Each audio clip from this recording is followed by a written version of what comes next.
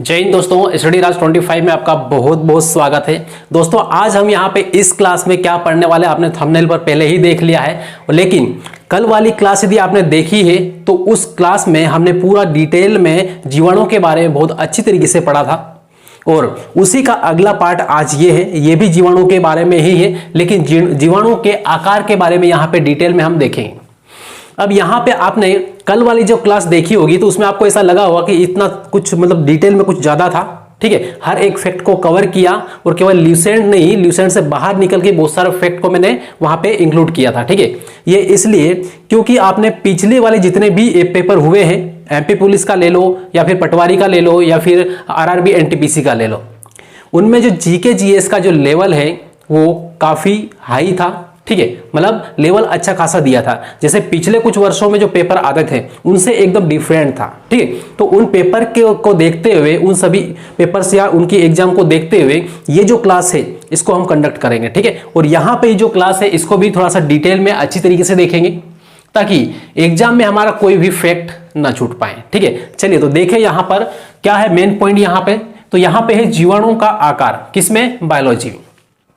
तो बायोलॉजी में ये टॉपिक है जीवाणु, उसमें जीवाणु का आकार आज हम पढ़ने वाले हैं। आकार के बारे में पढ़ेंगे, किस किस टाइप की आकृतियां होती है वो देखेंगे और किस जीवाणु का कितना आकार होता है वो साइज तक आपको बताऊंगा माइक्रोन में कि कितना माइक्रोन तक कितना वो होता है, ठीक है। चलिए वैसे तो यहां पर हम बात करें कि जीवाणु के आकार की, तो जीवाणु का आकार भिन्न भिन्न होता है, अलग अलग होता है, ठीक है। हर एक जीवाणु की साइज अलग अलग होती है, क्लियर है। तो अब यहां पर एक व्यक्ति आता है और उसका नाम क्या है? कोहन।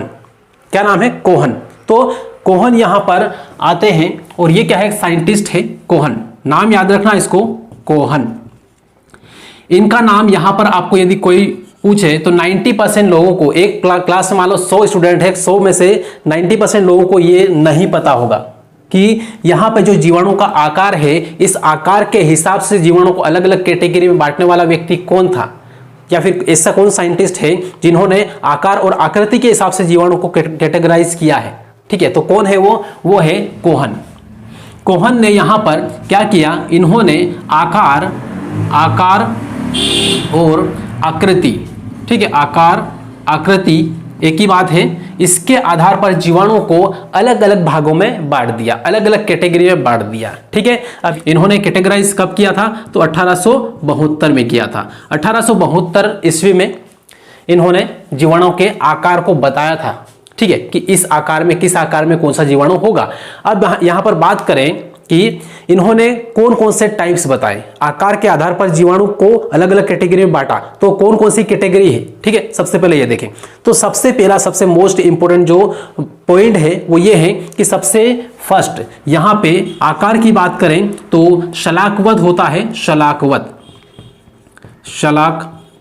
ठीक है, ये वाला होता है। या फिर इसको आसान लैंग्वेज में हम बात करें तो इसको छड़नुमा भी बोलते हैं, छड़नुमा, ठीक है। तो छड़नुमा मतलब छड़ी के आकार की आकृति होती है किसकी? जीवाणु की, राइट। तो इस तरीके से यहां पर ये छड़नुमा आकृति का होता है। पहली बात तो ये एक कैटेगरी ये हुई। दूसरा इन्होंने ये बोला है कि जो जीवाणु होते हैं उनमें एक कैटेगरी गोलाकार भी होती है। कैसी होती है? गोलाकार। ये मतलब कैसा है? गोल, ठीक। अब गोल कैसा हो सकता है? तो गोल में यहां पर इसका जो नाम है गोलाकार का, इसका नाम है कोकस, ठीक है। यहां पे इसको कोकस बोले, ग्रीक लैंग्वेज में कोकस। अब ये जो कोकस है, इस कोकस शब्द का मतलब क्या है? इस कोकस शब्द का मतलब होता है कण। क्या होता है? कण, राइट, कण। अब कण है मतलब कण के आकार का जीवाणु। अब कण कैसा कैसा हो सकता है थोड़ा सा ये देख ले। तो कण यहां पर हो सकता है कैसा? एक तो गोल हो सकता है, ठीक है। दूसरा अंडाकार हो सकता है, अंडाकार, ठीक है, इस तरीके से, या फिर अलग अलग आकृति में हो सकता है ये, ठीक है।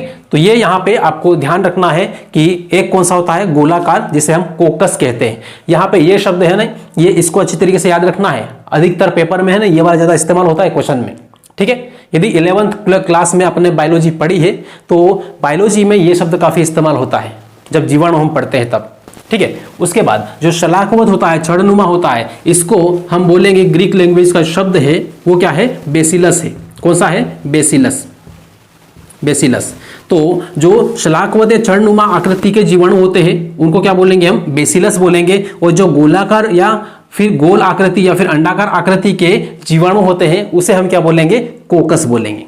राइट, ये है। अब इसके बाद में फिर आगे देखें तो तीसरे नंबर पे आ जाओ। अभी केवल मैं नाम बता रहा हूं, उसके बाद में इसके बारे में डिटेल में बताने वाला हूं। ठीक है, तो बने रहे वीडियो पर। और यदि आपने चैनल को सब्सक्राइब नहीं किया तो बिल्कुल कर लेना है, और बाकी लाइक लास्ट में करना है, जब आपको ऐसा लगे कि हाँ वीडियो में कुछ सीखने को मिला है तब जाकर आपको करना है। ठीक है, तब यहाँ पे तीसरे नंबर पे यहाँ पर आ जाओ तो कोमाकार। क्या है? कोमा, कोमाकार, कोमा के आकार का। ठीक है, कोमा के आकार का, तो कोमाकार ये लिख दे रहा हूं। ठीक है, कोमा के आकार का। जो कोई भी मान लो से कोई सेंटेंस हम लिखते हैं तो उसमें थोड़े टाइम के लिए विराम लेते हैं, विराम लेने के लिए आप कोमा लगाते हैं इस टाइप से। ठीक है, तो इस टाइप से कोमा के आकार या आकृति के जीवाणु भी होते हैं। क्लियर है? तो इसलिए यहां पे इसको ध्यान रखना है, कोमाकार। क्लियर है? अब इसके बाद फिर यहां पे चौथे नंबर पे आ जाओ तो सर्पिलाकार, सर्पिलाकार। ठीक है, एक सांप की जैसे आकृति होती है उसी टाइप से जीवाणु की आकृति भी मिलेगी आपको। और फिर यहां पर लास्ट में यहां पे पांचवा आ जाओ तो पांचवा यहां पर एक और आकृति है। वैसे ल्यूसेंट में आपको 4 मिलेगी, लेकिन रियल में यहां पे देखें तो कोहन ने इसको आकृति के हिसाब से जीवाणु को 5 कैटेगरी में बांटा है। ठीक है, अब 5 कैटेगरी तो 4 कैटेगरी यहां पर मैंने लिख दी। स्पाइरोकिट, पांचवी आकृति ध्यान रखना, स्पाइरोकिट, स्पाइरो किट। राइट, ये है पांचवी आकृति। अब ये पांचवी आकृति ल्यूसेंट में आपको नहीं मिलेगी। ठीक है, पांचवी आकृति अलग क्यों की है इसको भी आपको बताऊंगा मैं पूरा डिटेल में। लेकिन यहां पर ये देखिए कि कोहन ने कितनी कैटेगरी में बांटा है? 5 कैटेगरी में। ठीक है, आकार और आकृति के हिसाब से, या सीधे सीधे ये बोलो कि जीवाणु का आकार कि मतलब किस किस प्रकार का हो सकता है, किस किस प्रकार का होता है। ठीक है, कितने प्रकार का होता है? तो 5 प्रकार का होता है। पहला है शलाकवत, चरणनुमा, जिसे हम बेसिलस बोलेंगे। उसके बाद गोलाकार, यहाँ पे गोलाकार, जिसे हम कोकस बोलेंगे, गोलाकार या अंडाकार होता है। फिर यहां पर देखें तो कोमाकार। ठीक है, कोमा के आकार का। फिर सर्पिलाकार इस तरीके से होता है, सर्पिलाकार इस तरीके से। ठीक है, और उसके बाद स्पाइरोकिट होता है, स्पाइरोकिट। ठीक है, ये भी इसी टाइप का ही होता है।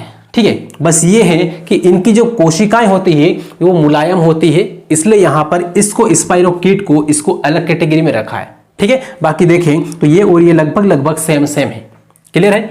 चलिए अब हम बात करेंगे सबसे पहले गोलाकार की बात करेंगे, उसके बाद में शलाकवत की बात करेंगे। ठीक है, यहां पे ये इसलिए क्योंकि ये वाला जो पॉइंट है ये सबसे ज्यादा इंपॉर्टेंट है, इसलिए सबसे पहले इसी के बारे में डिटेल में हम जानते हैं। क्लियर है? तो इसको यदि आप लिखना चाहे एक बार तो लिख ले, और उसके बाद में एक एक को देखते हैं।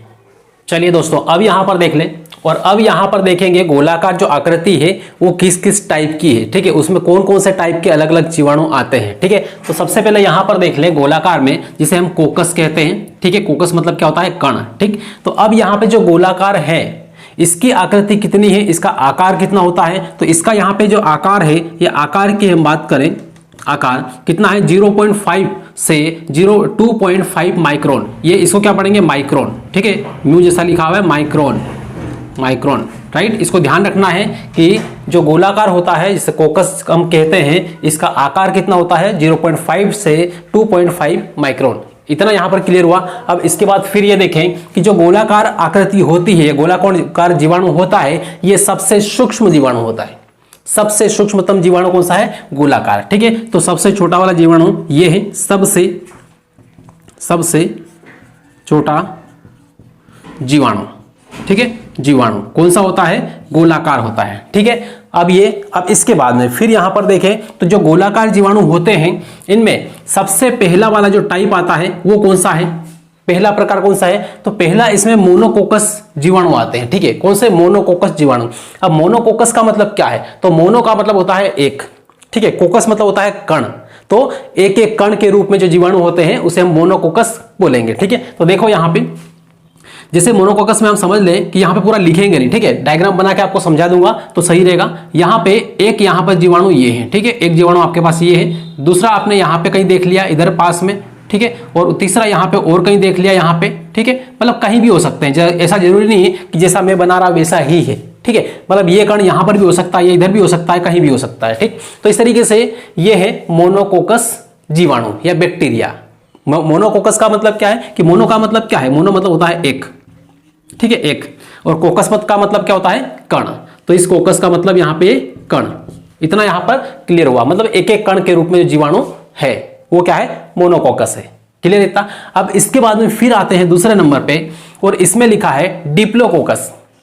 अब मोनोकोकस के यहाँ पे गोलाकार जो जीवाणु होता है उसमें डिप्लोकोकस जीवाणु भी आता है। कई बार क्वेश्चन मान लो से पूछ लेते हैं कि यह डिप्लोकोकस जीवाणु होता है, ये किस कैटेगरी में, किस आकृति में आता है, जीवाणु के किस कैटेगरी में आता है। ठीक है, तो किस में है, गोलाकार में आता है। ठीक है, अब यहाँ पर बात करें तो ये किस टाइप का होता है, इसमें जीवाणु किस रूप में कैसे रहते हैं। तो यहाँ पर डिप्लो का मतलब होता है दो। डिप्लो इसका मतलब क्या होता है, डिप्लो मतलब होता है दो। मतलब ये क्या है कि ये दो दो के समूह में रहेंगे, दो दो के समूह में। अब दो दो का समूह किस तरीके से होगा ये देख लो यहाँ पे। तो यहाँ पर एक, यहाँ पर ये जीवाणु है, ठीक है, दूसरा इसी से लगा हुआ ये जीवाणु है। तो इस तरीके से दो जन का एक ग्रुप बना ये वाला। ठीक, इसी टाइप से यहाँ पर एक और, यहाँ पर एक जीवाणु ये है और फिर अगला वाला जीवाणु फिर ये है। तो इस तरीके से यहाँ पे दो फिर बन गए। ठीक, मतलब दो दो के समूह में रहेंगे। ठीक, जैसे वो शादी होती है तो उसमें दूल्हा और दुल्हन साथ साथ में बैठते हैं, उसी टाइप से जोड़े में रहते हैं। ठीक है, वहां पर भी जोड़ा होता है, तो यहाँ जीवाणुओं का भी जोड़ा है दो दो का, और दो को क्या बोलेंगे, डिप्लोकोकस। ठीक है, डिप्लो बोलेंगे, डिप्लो मतलब दो। ठीक है, अब इसके बाद में फिर यहां पर देख ले तीसरे नंबर पे। तीसरे में स्ट्रेप्टोकोकस, ये भी किसका एक टाइप है, तो ये गोलाकार जीवाणु का एक टाइप है। क्लियर है। तो स्ट्रेप्टोकोकस नाम से स्पष्ट है, स्ट्रेप्टोकोकस मतलब एक स्ट्रिट होती है, स्ट्रिक होती है, मतलब छड़ी होती है। ठीक है, उस टाइप का। तो स्ट्रेप्टोकोकस तो बहुत सारे मानो से कि एक जीवाणु यहां पर ये है। ठीक है, एक जीवाणु ये है, दूसरा वाला यहां से इसी से लगा हुआ यहां पर है।